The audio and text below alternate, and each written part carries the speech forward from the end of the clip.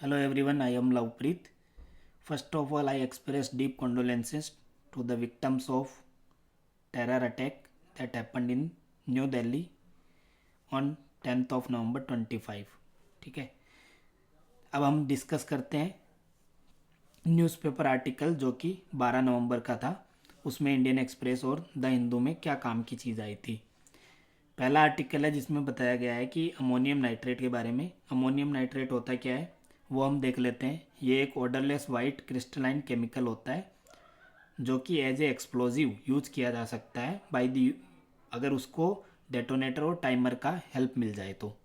ठीक है, इसके बाद इसमें बताया गया है कि इस अटैक की जो एक यूनिक पॉइंट इसमें था कि कोई भी wire, timing device, detonator, battery और इवन शार्पनेल श्रैपनेल, ठीक है, वो यूज़ नहीं किए गए थे इसमें।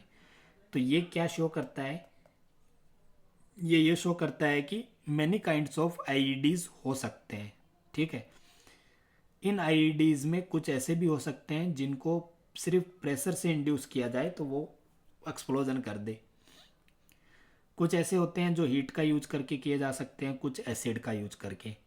ठीक है, तो ये अमोनियम नाइट्रेट के बारे में था। ये अमोनियम नाइट्रेट का साइंस एंड टेक में हम देख सकते हैं इसको लिंक करके।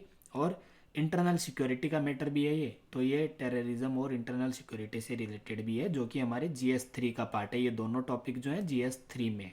ठीक है, एक एंटी टेरर स्क्वाड होता है, तो आप एंटी टेरर स्क्वाड के बारे में खुद से पढ़ना, किसके अंडर में आता है ये। ठीक है, क्या फॉर्मेशन होता है इसका और इसका प्राइमरी टास्क क्या होता है।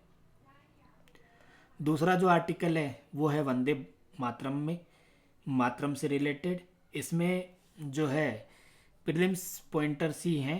तो इसमें देखते हैं कि 1905 में जो INC जो है इंडियन नेशनल कांग्रेस, उसका जो सेशन है कहाँ हुआ था, ये फैक्ट है बनारस में हुआ था और उसको प्रिसाइड किया था गोपाल कृष्ण गोखले ने। ठीक है, तो ये पहला इसमें पॉइंट है प्रीलिम्स के लिए। फिर ये काफ़ी क्योंकि न्यूज़ में है तो इससे रिलेटेड ये भी पूछा जा सकता है, ये जो फर्स्ट पब्लिश हुआ था ये कहाँ हुआ, तो ये बंग दर्शन करके बंगाली कोई मैगजीन थी उसमें पब्लिश हुआ था।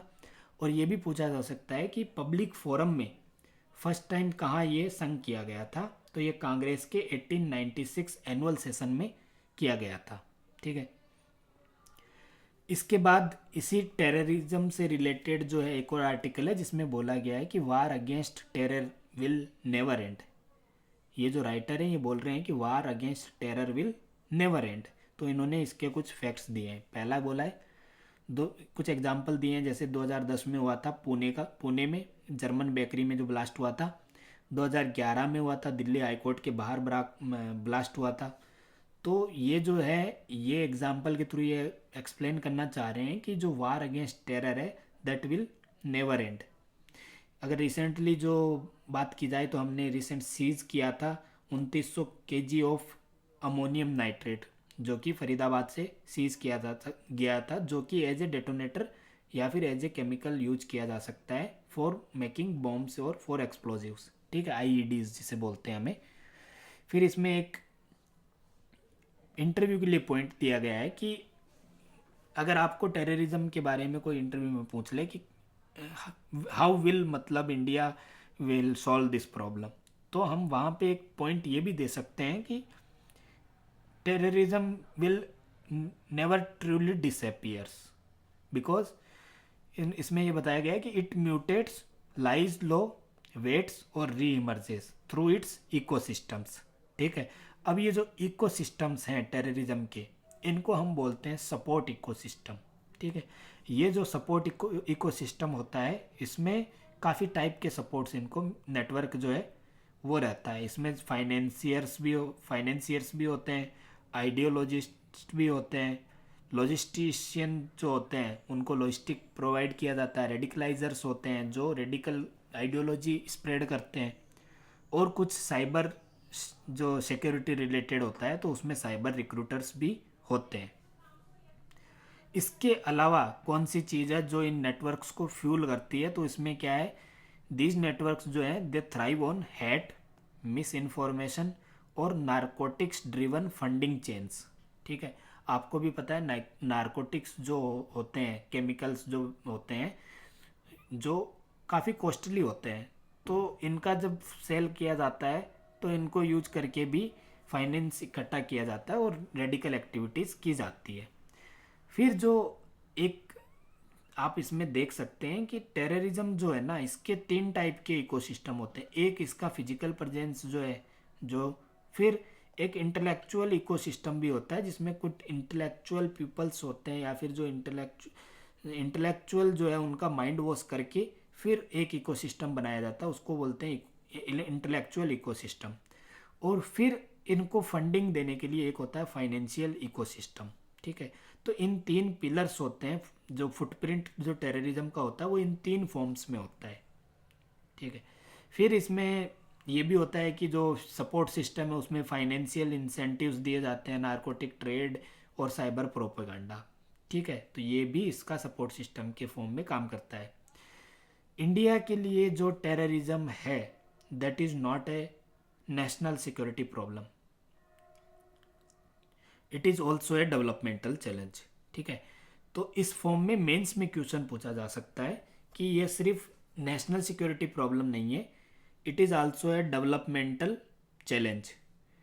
तो इसमें कमेंट करके या एक्सप्लेन करके पूछा जा सकता है।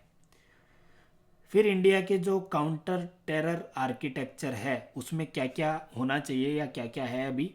एक विजिलेंस होना चाहिए, मेंटेनिंग विजिलेंस। ठीक है, फिर with the help of enhanced technological tools. उसमें क्या है, प्रेडिक्ट करना पहले एनालिटिक्स के बेसिस पे, फिर डाटा इंटीग्रेशन का यूज करना और एआई असिस्टेड थ्रेट मैपिंग का यूज करना।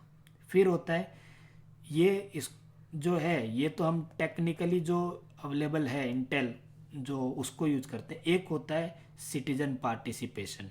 ठीक है, इंटेलिजेंस गैदरिंग के लिए जो है पब्लिक का कोऑपरेशन भी ज़रूरत है, इसको बोलते हैं ह्यूम इंट। ठीक है, ह्यूमन इंटेलिजेंस। ठीक है, तो ह्यूमन इंटेलिजेंस या सिटीजन पार्टनरशिप है जो है या पार्टिसिपेशन है, उसकी भी ज़रूरत है। फिर है कि इंडिया को जो है ना अपने पार्टनरशिप्स जो हैं वो इस्लामिक वर्ल्ड के साथ भी बढ़ाने चाहिए। ठीक है, जो भी पाकिस्तान या जो भी प्रॉक्सी नेशंस हैं जो टेररिज्म को प्रमोट कर रहे हैं, तो उनके जो हिडन जो होते हैं नैरेटिव्स उनको एक्सपोज करने के लिए ये ज़रूरी है कि ऐसे नेशंस जो उन पे इजीली बिलीव कर लेते हैं, तो ऐसे लोगों के साथ हमें थोड़ा पार्टनरशिप्स करनी चाहिए और रिलेशंस डीपन करनी चाहिए। ठीक है, फिर होता है एक कोलिजन की भी ज़रूरत है, ऐसे नेशंस का कोलिजन जो जिसमें इंडिया कैन इजीली आइसोलेट और कैन एक्सपोज कि पाकिस्तान का जो जिहाद मॉडल है जो एक्सपोर्ट कर रहा है उसको हम इजीली एक्सपोज कर सकें और उसको आइसोलेट भी कर सकें। इसमें क्या है, बायलैटरली ये करना पॉसिबल नहीं है।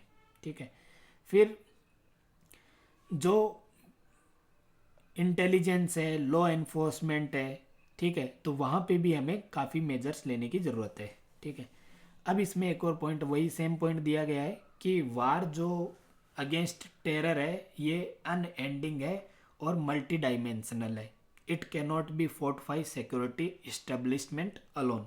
ठीक है, फेंसिंग करके या सिक्योरिटी इक्विपमेंट का यूज करके, सिक्योरिटी का डिप्लॉयमेंट करके सिर्फ उससे टेरर के अगेंस्ट वार नहीं जीता जा सकता।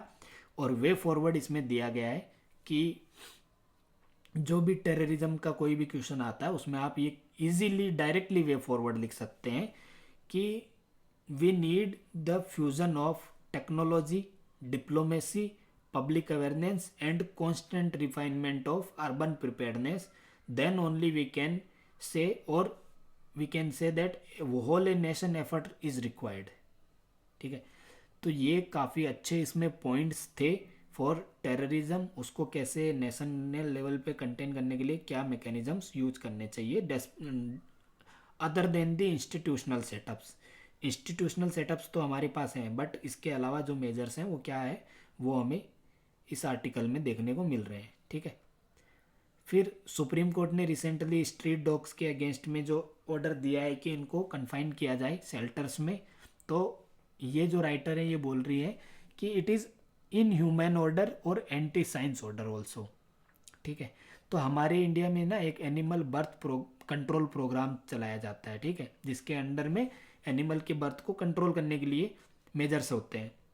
लेकिन अगर मान लो ये जो सुप्रीम कोर्ट का ऑर्डर है इसके बारे में ये बोल रहे हैं, ठीक है, कि this if order can not be implemented, ठीक है, अगर कोई ऑर्डर है उसको इम्प्लीमेंट नहीं किया जा सकता in true letter and spirit, then it becomes a loss of character of law, ठीक है। तो उस पे जो लॉ का जो कैरेक्टर होता है उसमें से वो लॉस कर जाता है और फिर ये बन जाता है एट एडमिनिस्ट्रेटिव वायलेंस। फिर क्या होता है, जो भी एडमिनिस्ट्रेशन को जो गाइडेंस दी जाती है तो एडमिनिस्ट्रेशन उसके अकॉर्डिंग एक्ट करता है, ठीक है। तो उसमें जैसे मान लो कि जो ये शेल्टर्स में डालने वाली बात है, अब इसमें मतलब पकड़ पकड़ के शेल्टर्स में डालने से वो क्या है, एक तरह से जो वॉयलेंस है उसको बढ़ावा दे रहे हैं, ठीक है। तो इसीलिए ये बोला जाता है कि ये एडमिनिस्ट्रेटिव वॉयलेंस हो जाएगा ऐसे करने से। इसका सॉल्यूशन भी इसने दिया है राइटर ने, तो ये बोलते हैं कि हमें CNVR इस अप्रोच पे फोकस करना चाहिए, कैटर, नर्चर, देन वैक्सीनेट और देन फाइनली रिलीज, ठीक है। इसके लिए इन्होंने एग्जांपल भी दिया है कि भूटान ने 2009 में ये अप्रोच यूज की थी और उनका उसको फ्रूटफुल रिजल्ट्स मिला है, ठीक है। फिर एक और जो है वो हमें है वो जो है कि पॉपुलेशन जो भी एनिमल्स की है उनके स्टेरिलाइजेशन की ज़रूरत है, to reduce the population, sterilisation की ज़रूरत है। वे फॉर्मेट में क्या बोल रहे हैं कि आपने ABC मैकेनिज्म तो बना दिया, ABC प्रोग्राम तो बना दिया, बट जो इसको फंड अलोकेट होने हैं वो नहीं है। इसमें बीच में ये जो राइटर है ये भी बताती है कि इंडिया में जितने भी डिस्ट्रिक्ट है हार्डली कोई डिस्ट्रिक्ट होगा जहाँ पे एनिमल्स के लिए शेल्टर हाउसेज हैं, ठीक है। फिर ट्रेन जो मैन पावर है वो भी चाहिए होगी, तो उसके लिए NGOs की हेल्प ली जा सकती है, ठीक है। और एक इन्होंने एक और एंगल दिया कि आप इंडिया को ग्रेट बनाना चाहते हैं तो ग्रेटनेस है वो इस बात से मेजर नहीं करती कि how you treat India's powerful people, ठीक है, but how you treat it's powerless. तो जिसके पास वॉइस नहीं है या जो पावरलेस है उसको आप कैसे ट्रीट करते हैं उससे ग्रेटनेस डिसाइड होती है। तो यहाँ पे ये एक इमोशनल इंटेलिजेंस का एंगल भी सामने आ रहा है, ठीक है। तो आप इमोशनल इंटेलिजेंस का जब भी GS4 में कोई क्वेश्चन मिले तो आप इसमें सुप्रीम कोर्ट का जो है वो जो ऑर्डर है उसका रेफरेंस दे सकते हो और उसमें ये बोल सकते हो कि अगर इमोशनल इंटेलिजेंस अगर डिवॉइड हो तो उसके जो चांसेस हैं, रिपरकशंस हैं, वो कुछ और ही होते हैं, ठीक है। इसके बाद एक तेलंगाना का एक फैक्ट है, इसमें ये अवार्ड दिया गया है तेलंगाना को, जल संचय जल भागीदारी। तो ये वाटर कंजर्वेशन के पॉइंट ऑफ व्यू से आप देख सकते हो, इसमें 3 अवार्ड दिए गए हैं टॉप 3 को, तो उसमें ये तीनों के नाम याद रखना जरूरी है, ठीक है, तेलंगाना, छत्तीसगढ़ एंड राजस्थान, ठीक है। ये प्रीलिम्स के लिए इम्पोर्टेंट है, साथ के साथ इसमें मेंस के लिए जो वाटर कंजर्वेशन एफर्ट्स होते हैं वहाँ पे आप तेलंगाना का एग्जाम्पल यूज कर सकते हैं। फिर निथारी जो केस था, निथारी किलिंग्स भी बोलते हैं, 2006-07 में, ठीक है, सेक्टर 31 नोएडा में जो हुआ था, तो उसमें जो है सुप्रीम कोर्ट ने एक्विट कर दिया है कोहली, जो कि सुरेंद्र कोहली जो थे, जो मेन अक्यूज्ड थे इसमें, और इनके साथ जो एक बिजनेसमैन थे मोनिंदर सिंह पांडेर करके। तो इसमें सुप्रीम कोर्ट ने बोला कि convictions can not rest on conjecture. Conjecture मतलब होता है कि गैस करके, ठीक है, कि एक सिंपली कि आपने कोई क्राइम हुआ तो आप बस गैस कर रहे हो कि ये इसने किया होगा, उस बेसिस पे आप किसी को कन्विक्ट नहीं कर सकते, अदरवाइज क्या होगा, it will be A miscarriage of justice. इसमें इन्होंने ये भी बोला है कि the due process of law must prevail even in the most horrific crimes.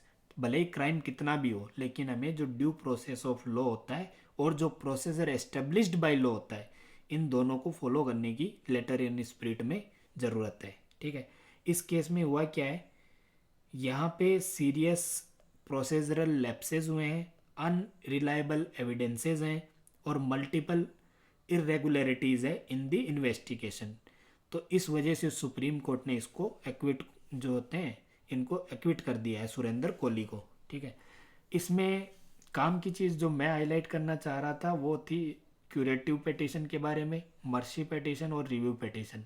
ठीक है, ये क्या चीज़ होती है इनके बारे में आपको पता होना चाहिए। ये बाकी केस तो ये फेमस केस है, आप इस पे मूवी भी बनी है, आप उसमें देख सकते हैं। ठीक है, तो मर्सी पिटीशन जो होती है, तो वो मर्सी पिटीशन कौन दे सकता है, तो मर्सी के लिए आर्टिकल 72 के अकॉर्डिंग जो प्रेसिडेंट होता है उनके पास पार्डनिंग पावर्स होती है। सिमिलरली जो गवर्नर होते हैं उनके पास आर्टिकल 161 के अगेंस्ट में कुछ 161 के केस में कुछ पार्डनिंग पावर्स गवर्नर को दी गई है। ठीक है, तो उस केस में जो डिसीजन होता है वो गवर्नर और प्रेसिडेंट का होता है। ठीक है, सिमिलरली रिव्यू पिटीशन क्या होती है कि कोई सुप्रीम कोर्ट ने जजमेंट दिया, कन्विक्शन दिया, ठीक है, कि इनको कन्विक्ट किया जाए, तो अगर मान लो जो लॉयर्स होते हैं, ठीक है, उनको लगता है कि नहीं इसमें कुछ ना कुछ प्रोसीजरल लैप्सेस हैं, इनमें फर्दर इन्वेस्टिगेशन की ज़रूरत है, या फिर जो डिसीजन लिया गया है वो हरी में लिया गया है, ठीक है, तो ऐसे केसेस में क्या होता है कि रिव्यू पिटीशन फाइल की जाती है कोर्ट के ऑर्डर के अगेंस्ट में। एक और होता है जिसमें होता है क्यूरेटिव पिटीशन। क्यूरेटिव पिटीशन क्या होता है कि आपकी रिव्यू पिटीशन है वो भी खारिज हो गई, तो उस केस में फाइनली एक और रेमेडी जो लीगल रेमेडी होती है कि फाइनल एक बार और सुप्रीम कोर्ट या जो होता है उसको बोला जाता है कि आप एक बार और चेक कर लीजिए इसमें। ठीक है, तो इनको जो एक्विट किया गया है उसमें ये जो क्यूरेटिव पिटीशन है इसका ही यूज़ किया गया था। ठीक है, फिर आईएनए जो इंडियन नेशनल आर्मी है, ठीक है, हिस्ट्री GS 1 का फैक्ट है। ठीक है, यहाँ पे आप देख सकते हैं कि इसमें बताया जा रहा है कि जो सुभाष चंद्र बोस थे उन्होंने आईएनए को फाउंड नहीं किया था। ठीक है, तो ये जो ऑथर है इनकी जो बुक है forgotten Indian prisoners of world war 2, Gautam Hazarika, तो इन्होंने बताया है कि ये बताना चाह रहे हैं कि जापानीज आर्मी इंटेलिजेंस और इंडियन नेशनलिस्ट जो थे जो आउटसाइड इंडिया काम कर रहे थे, ठीक है, तो उनके बीच में एक प्री वार अलायंस हुआ। उसमें मेजर फुजीवारा अवाइची और ज्ञानी प्रीतम सिंह जो है वो बैंकॉक में एग्री हो गए थे डे बिफोर जापान अटैक्ड। जब भी जापान ने पर्ल हार्बर पे अटैक किया था 1941 में 7 और 8 दिसंबर को, उससे कुछ दिनों पहले, ठीक है, वो बैंकॉक में जाके और ये जापानीज आर्मी के और हमारे इंडिया के जो है नेशनलिस्ट लोग जो हैं उन्होंने एक अलायंस बनाया था। और फिर जो है कैप्टन मोहन सिंह जो थे ब्रिटिश इंडियन आर्मी के जो 14th पंजाब रेजिमेंट थी उनके जो कैप्टन थे मोहन सिंह, वो बने थे फर्स्ट कमांडर ऑफ आईएनए। ठीक है, उसके बाद उनके बाद ये जो था हैंडेड ओवर हुआ था रास बिहारी बोस को, और रास बिहारी बोस ने काफ़ी टाइम तक इसको अलाइव रखा। ठीक है, फिर बाद में इन्होंने हैंड ओवर कर दिया था नेताजी को। ठीक है, जो कि इसको इंडियन नेशनल आर्मी को काफ़ी जो है आगे लेके गए थे। ठीक है, फिर ये होता है नेशनल आर्मी के बारे में, इंडियन नेशनल आर्मी के बारे में इन्होंने यही सेम फैक्ट्स बताए हैं यहाँ पे, तो ये मैंने क्लिपिंग्स ऐड कर दिए, आप पढ़ सकते हैं इसको। ठीक है, अगला जो आर्टिकल है ये one of the best article है ऑन डिजास्टर मैनेजमेंट। ठीक है, और डिजास्टर गवर्नेंस के लिए। ठीक है, गवर्नेंस एंड डिजास्टर मैनेजमेंट जो कि GS 3 का अपना सिलेबस का पार्ट है मेंस में, तो ये मेंस के लिए बहुत ही अच्छा आर्टिकल है। ठीक है, इसमें क्या है, क्या जो साइक्लोन मोंथा था उसके जो आंध्र प्रदेश में इफेक्ट हुए थे तो उसको मिनिमाइज करने के लिए स्टेप्स क्या क्या लिए गए थे, और फिर काफ़ी सारे ऐसे स्टेप्स हैं जो बच गए हैं तो वो क्या क्या हैं उनके बारे में बात किया गया है। तो मैंने क्लियरली पॉइंट वाइज इसमें बता दिया है। जब भी, क्योंकि साइक्लोन मोंथा जो है उसके बारे में पहले से ही मतलब वार्निंग्स आ गई थी कि ये होने वाला है, तो एज ए डिस्ट्रिक्ट एडमिनिस्ट्रेटर या फिर एज ए जो स्टेट जो है वो आपका जो प्राइम जो फंक्शन है कि pre positioning of resources, what ever जो रिसोर्सेज आपको ज़रूरत पड़ेंगे उनकी प्री पोजिशनिंग करनी पड़ेगी आपको। ठीक है, पहले से ही आपको ऐसे एरियाज़ में लाके उनको यूज रखना पड़ेगा जहाँ से उनको जल्दी से ट्रांसपोर्ट किया जा सके या यूज किया जा सके। फिर आपका जो पावर ग्रिड है, क्योंकि जो अभी का जो मोस्टली पावर ग्रिड्स हैं वो ओपन है, एयर में है, तो उनको आपको सिक्योर करना है, या अगर मान लो वो फेलियर हो जाता है तो आप क्या करोगे, आपको ट्रांसफॉर्मर्स की ज़रूरत पड़ेगी, ठीक है। और ट्रांसफॉर्मर्स के साथ आपको जो है जो क्या बोलते हैं इनको, जनरेटर्स, ठीक है, जनरेटर्स, पंप्स, ठीक है, डीजल पंप्स जो होते हैं उनका, तो ये सब हैवी मशीनरी भी यूज करनी पड़ेगी। तो ये जो सेकंड है ये पॉइंट बता रहा है कि आपको इन चीज़ों पे भी फोकस करना है और प्री पोजीशन करना है, ठीक है। फिर आपको जो अपनी रोड्स हैं वो आपको अनइंटरप्टेड रोड्स का एक्सेस देना है for rescue and restoration purpose. फिर ड्रोन सर्विलेंस का यूज करना है बिफोर द साइक्लोन, कि आपके कौन से एरिया में कहाँ कुछ एक्टिविटीज़ जो हैं वो अफेक्ट हो सकती है, डेवलपमेंटल एक्टिविटीज़। जीआईएस टूल्स का यूज करना है, ठीक है। तो इन चीज़ों का यूज कर सकते हैं आप। फिर डिजिटल डैशबोर्ड्स आपको पब्लिश करने हैं, कि उसमें क्या होगा कि जो भी आपका अर्ली वेदर वार्निंग सिस्टम होगा उसका आप यूज कर सकते हो डिजिटली, आपको अवेयरनेस फैलानी होगी, ठीक है। फिर इन्होंने क्या किया था, एक इनका weather forecasting and early warning research centre था, तो उसका भी उन्होंने यूज़ किया, उसका कोऑर्डिनेशन के लिए यूज़ किया। फिर रियल टाइम गवर्नेंस सोसाइटी जो आरटीजीएस थी उसका भी इन्होंने यूज़ किया। फिर एक जो सबसे बड़ी प्रॉब्लम आती है कि जो अलग अलग डिपार्टमेंट्स होते हैं उनकी डिसीजन मेकिंग और उनके बीच में कोऑर्डिनेशन का फेलियर हो जाता है। तो यहाँ पे इन्होंने इंटरकनेक्टेड डिसीजन सिस्टम बनाया, जिसमें डिपार्टमेंट्स चाहे पुलिस, रेवेन्यू, हेल्थ, पंचायत राज, ठीक है, उन सबको इंटरलिंक किया डिसीजन मेकिंग में। फिर अभी क्या है, ज़्यादातर जो डॉक्यूमेंट्स होते हैं, ठीक है, वो हार्ड कॉपी में होते हैं, ठीक है। तो उन डॉक्यूमेंट्स को स्टोर करने के लिए, कि मान लो कि अगर जो इम्पोर्टेंट जो कॉन्फिडेंशियल या टॉप सीक्रेट या सीक्रेट डॉक्यूमेंट्स हैं, अगर उनको डिजिटली स्टोर नहीं किया गया तो वो कहीं लॉस ना हो जाए हमारे पास से, तो इनको सबको डिजिटली स्टोरेज किया गया। फिर एनालिसिस बेस्ड डिसीजन मेकिंग की गई, कि एनालाइज किया गया सबसे पहले कौन से अफेक्टेड एरियाज हो सकते हैं सबसे ज़्यादा, कौन से कम, तो रिसोर्सेज को जो है उसी डायरेक्शन में यूटिलाइज करने के लिए डिसीजंस लिए गए, ठीक है।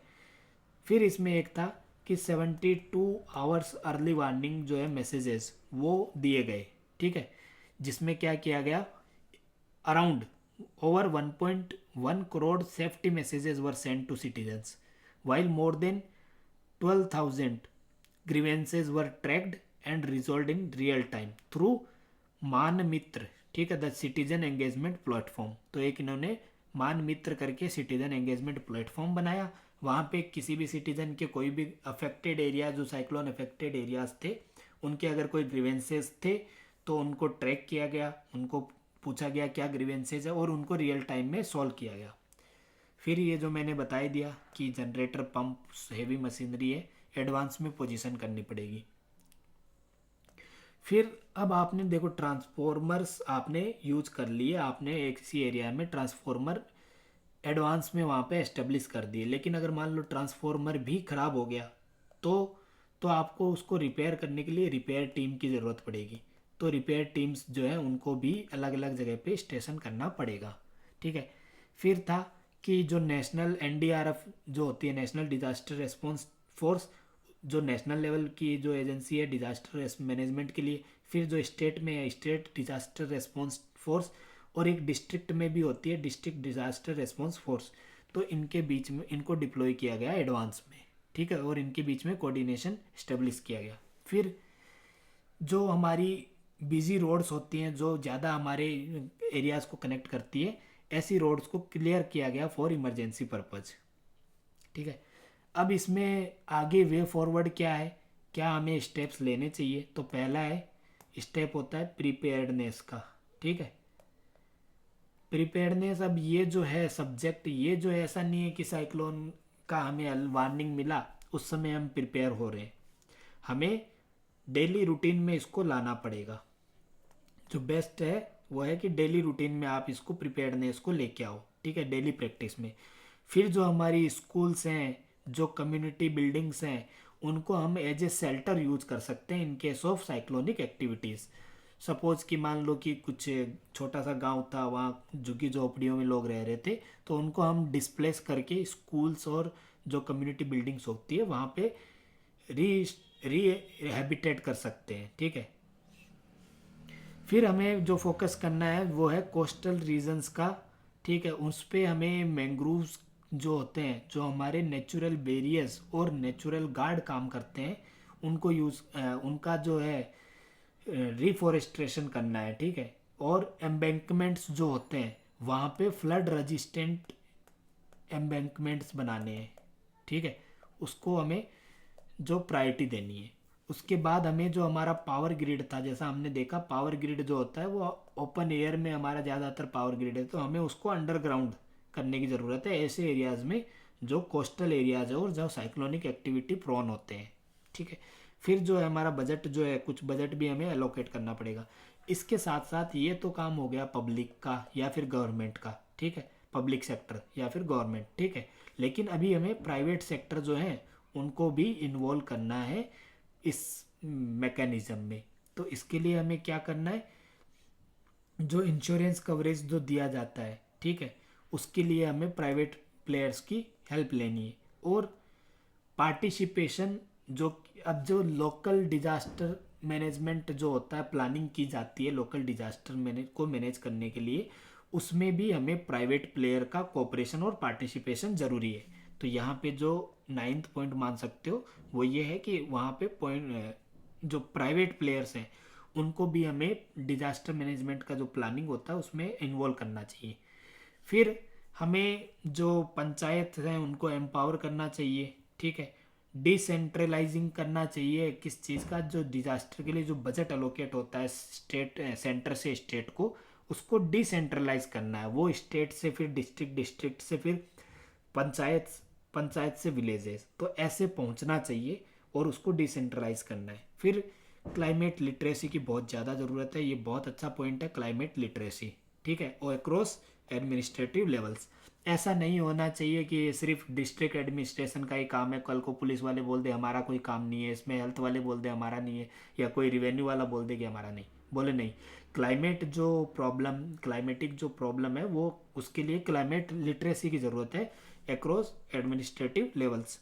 और फिर डिजास्टर मिटिगेशन फंड्स भी बनाना है, जिसमें हम कि कुछ जो उसका जो है फंड उसको हम डाइवर्ट कर पाएँ पावर ग्रिड बनाने में, कम्युनिकेशन के जो स्टेशंस हैं, नेटवर्क्स है वो एस्टेब्लिशमेंट करने, और ट्रांसपोर्ट की जो फैसिलिटीज़ है उसको और बेटर करने में।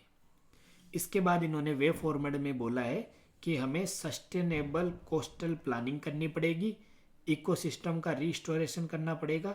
उसके लिए हमें क्या करना पड़ेगा, मैंग्रोव्स को जो है natural as a guard use करना पड़ेगा, ठीक है।